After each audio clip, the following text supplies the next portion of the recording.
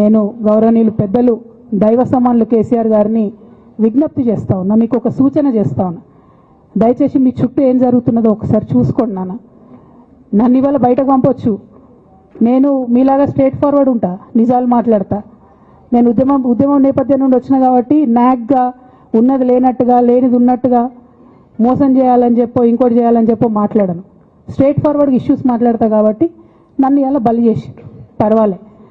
కానీ రేపటి నాడు ఇదే ప్రమాదం రామన్నకు కూడా పొంచుంది, రేపటి నాడు ఇదే ప్రమాదం మీకు కూడా పొంచుంది. అల్టిమేట్గా బీఆర్ఎస్ పార్టీని హస్తగతం చేసుకోవడానికి జరుగుతున్నటువంటి కుట్రలో భాగంగానే ఇవాళ నన్ను ఎలిమినేట్ చేయడం జరిగింది. నేను ఇవాళ ఓపెన్గా అడుగుతా ఉన్నాను, హరీష్ రావు గారికి నేను సూటి ప్రశ్న వేస్తున్నా, ఈ రాష్ట్ర ముఖ్యమంత్రి రేవంత్ రెడ్డి గారు కూడా నేను సూటి ప్రశ్న వేస్తున్నా. నా మీద కుట్రలు ఎప్పటి నుండి ప్రారంభమైనాయి?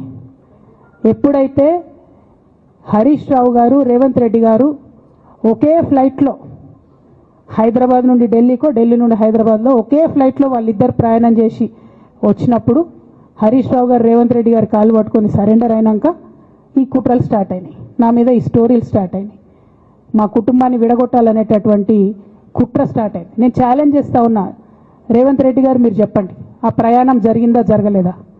హరీష్ రావు గారు మీరు చెప్పండి, ఒకే ఫ్లైట్లో మీరు రేవంత్ రెడ్డి గారితో కలిసి వచ్చిండ్రా రాలేదా? ఆ తర్వాత నుండే నా మీద ఈ కుట్రలు జరుగుతున్నాయా లేదా? సరెండర్ అయింది మీరు. ప్రతి ఒక్క విషయంలో దాదాపు ఒక 7-8 ఇష్యూస్ ఉన్న ఇన్సిడెంట్స్ ఉన్నాయండి. అఫీషియల్ పిఆర్ఓ ట్వీట్ చేస్తాడు, Congress party official PRO tweet చేస్తాడు, ముఖ్యమంత్రి గారు పిఆర్ఓ, ఈ పాల వ్యాపారంలో అవినీతి జరిగిందని. తెల్లారి 2-3 పేపర్లలో వస్తుంది, 3వ రోజుకి మాయమైపోతుంది.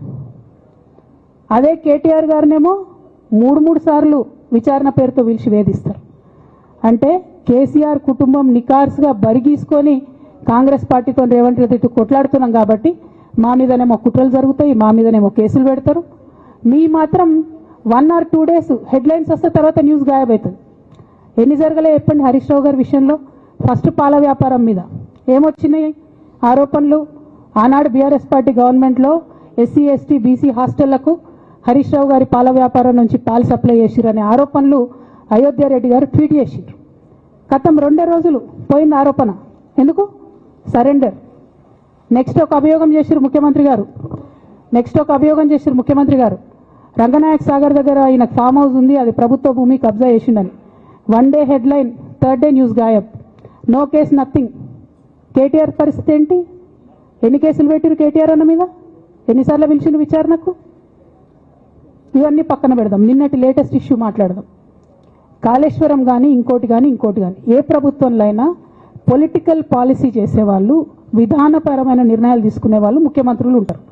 కింద ఉన్నటువంటి మంత్రులు దాన్ని ఎగ్జిక్యూట్ చేయాలి. కేసీఆర్ గారు ఒక పాలసీ డెసిషన్ తీసుకున్నారు, నేను కాళేశ్వరం ప్రాజెక్టు కడతా, దానికి ఇన్ని డబ్బులు ఇస్తా అని. ఆనాడు మంత్రి ఎవరు? ఎగ్జిక్యూషన్ చేయాల్సింది ఎవరు?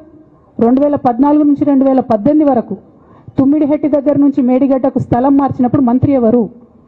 ప్రాజెక్టులు డిసైడ్ చేసినప్పుడు మంత్రి ఎవరు? అన్ని మీటింగ్లు టెక్నికల్ ఇష్యూస్ చూసుకోవాల్సింది ఎవరు? ఇవన్నీ రేవంత్ రెడ్డి గారు మాట్లాడారు. నేను మొత్తం అసెంబ్లీ స్పీచ్ చూడరు మీరు, వీళ్ళ మ్యాచ్ ఫిక్సింగ్ అనేది మీకు తెలిసిపోతుంది. ఏం మాట్లాడరు ఆయన. ఎంతసేపు కేసీఆర్ కాళేశ్వరం కట్టిండు, కేసీఆర్ కుటుంబం 1,00,000 కోట్లు తిన్నది. అరే 2007 నుంచి ఇప్పటివరకు కాళేశ్వరం 1,00,000 కోట్లు కూడా ఖర్చు కాలే. 1,00,000 కోట్లు ఖర్చు కాని ప్రాజెక్టులో 40 లక్షల ఎకరాలకు నీళ్ళీయంగా కూడా 1,00,000 కోట్ల అవినీతి అయింది అంటారు రేవంత్ రెడ్డి గారు. దాన్ని మళ్ళీ ఓన్లీ కేసీఆర్ గారి గురించి చెప్తారు, హరీష్ రావు గారి గురించి మాట్లాడరు. ఎందుకంటే ఇంటర్నల్ అండర్స్టాండింగ్ ఉంది వీళ్ళిద్దరికి. నేను రామన్నను ఒకటే రిక్వెస్ట్ చేస్తున్నా, అన్న ఇవాళ మీతో బాగున్నట్టు వాళ్ళు నటించవచ్చు, హరీష్ అన్న కావచ్చు, సంతన్న కావచ్చు, కానీ వాళ్ళు మన మంచి కోరుకునే వాళ్ళు కాదు, వాళ్ళు తెలంగాణ ప్రజల మంచి కోరుకునే వాళ్ళు కాదు, వాళ్ళు కేసీఆర్ గారి మంచి కోరుకునే వాళ్ళు కాదు. వాళ్ళను మీరు దూరం పెట్టి రాజకీయంగా తెలంగాణ రాష్ట్ర సమితిలో ఇప్పుడు బీఆర్ఎస్లో పనిచేస్తున్నటువంటి హార్డ్ కోర్ కార్యకర్తలను దగ్గరికి తీసుకొని ప్రజా ఉద్యమాలు తీసుకొని ప్రజల దగ్గరికి పోతేనే మన పార్టీ బతుకుంటుంది, నాన్న పేరు బాగుంటుంది.